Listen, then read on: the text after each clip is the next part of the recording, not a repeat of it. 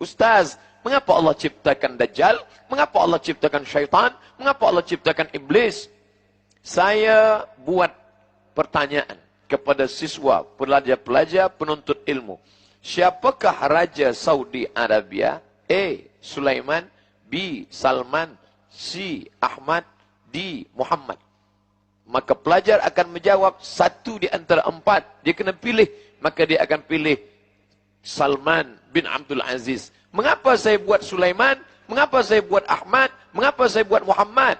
Sebab saya nak uji pelajar saya. Boleh tak ia membezakan mana yang raja sebenar, mana yang bukan. Mana yang memimpin Saudi Arabia, mana yang bukan. Maka makna daripada Allah ciptakan Dajjal supaya manusia lulus daripada ujian, membezakan mana yang hak, mana yang batil. Maka datang syaitan, la'atiyannakum min baini aydihim, aku akan datang dari hadapan, wa min khalfihim, dari belakang, wa an aymanihim, dari kanan, wa an syama'ilihim, dari kiri, fala tajidu aktsarahum syakirin. Dia datang, dia goda manusia, tapi manusia juga diberikan kekuatan. Wa nafsi wa ma sawwaha, demi jiwa dan penciptaannya, fa alhamaha fujuraha, Allah berikan jalan fujur, jalan tak baik, jalan batil. Wa taqwaha, Allah berikan jalan takwa. Manakala kita mendapat maklumat bahwa malam ini akan ada tazkirah di masjid yang kita muliakan, kita banggakan, maka dalam hati kita berfikir, datang atau tidak datang, dengar atau tidak dengar, hadir atau tidak hadir. Tapi seorang hamba melawan hawa nafsunya, melawan keinginannya. Kata syaitan, duduklah engkau, tenanglah engkau. Tapi malaikat berbisik, datanglah engkau.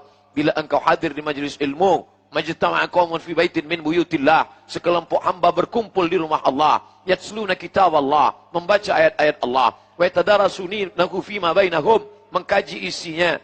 Duduk berkumpul di rumah Allah, membaca ayat-ayat Allah, mengkaji isinya. 3 yang dilakukan manusia, 4 balasan Allah Subhanahu wa taala. Nazalat alaihimus sakinah, turun ketenangan ke dalam hati. Haffat bihimul malaikah, mereka dikelilingi oleh para malaikat. Wa ghasyat bihimur rahmah, mereka diliputi rahmat Allah. Wa dzakarahumullahu fi man indah, maka Allah banggakan mereka kepada para malaikat. Hai malaikat, dulu manakala aku ciptakan mereka, inni ja'ilun fil ardi khalifah, aku ciptakan manusia menjadi khalifah, kalian semuanya marah, kalian bertanya, ataj'alu fiha may yufsidu fiha wa yasfikud dima, mengapa engkau ciptakan mereka ya Allah? Mereka hanya akan berkelahi, mereka hanya akan berperang, mereka hanya akan menumpahkan darah. Tapi saksikanlah wahai para malaikat, malam ini di tengah kesibukan mereka, di tengah letih penat mereka mencari nafkah, tapi masih sempat meluangkan masa berkumpul di rumahku, berzikir mengingatku, mengkaji ayat-ayatku, mendengarkan tazkirah hambaku. Mudah-mudahan kita termasuk yang dibanggakan Allah Ta'ala kepada para malaikat. Amin. Ya Rabbal Alamin.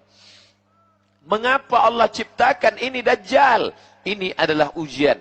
Ahasiban nasu ayyutsraku. Apakah manusia itu menyangka mereka ayyutsraku, dibiarkan begitu saja? Ayyaqulu amanna. Mereka berkata, kami beriman. Wahum la yuftanun. Padahal mereka belum diuji. Fatana, ujian. Bila kita menemukan batu, kayu hitam, kita tak tahu apakah ini sampah atau ini emas. Kalau emas, maka dia mesti fatana, diuji. Menguji emas, dibakar dia dengan api. Manakala kita bakar dengan api yang amat sangat panas, meleleh, hilang hitamnya, tampak cahayanya, berarti dia emas. Sedangkan manusia diuji dengan kematian anak, maka saat itu dia bersabar. Diuji dia dengan harta, maka dia bersabar. Diuji dia dengan kehilangan, maka dia tetap bersabar. Tapi manakala diuji dia dengan Dajjal, saat itu dia tidak termasuk orang-orang yang lulus ujian Allah Subhanahu wa taala. Apakah Ustaz Abdul Somad yang memberi tazkirah tentang Dajjal itu lulus daripada najah, berhasil daripada Dajjal? Belum tentu lagi. Kita tetap berdoa kepada Allah. Kita tak angkuh dan sombong dan berkata, mana Dajjal itu? Aku lulus daripada ujian Dajjal.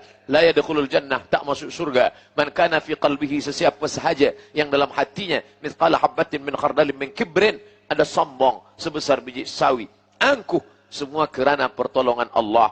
Andai anak kita yang lucu dan cantik dipuji oleh orang, oh comelnya anak ini, kita berkata Alhamdulillah.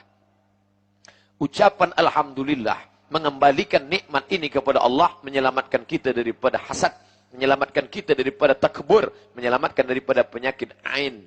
Sebab daripada ain muncul daripada sifat angkuh sombong, sifat iri dan hasad. Maka manakala datang pujian Allah, Masya Allah, ini luar biasa, ini hebat, kita berkata Allahu Akbar. Kerana ada yang lebih besar daripada nikmat ini. Siapa dia? Allah. Balikkanlah segala sesuatu kepada Allah untuk menyelamatkan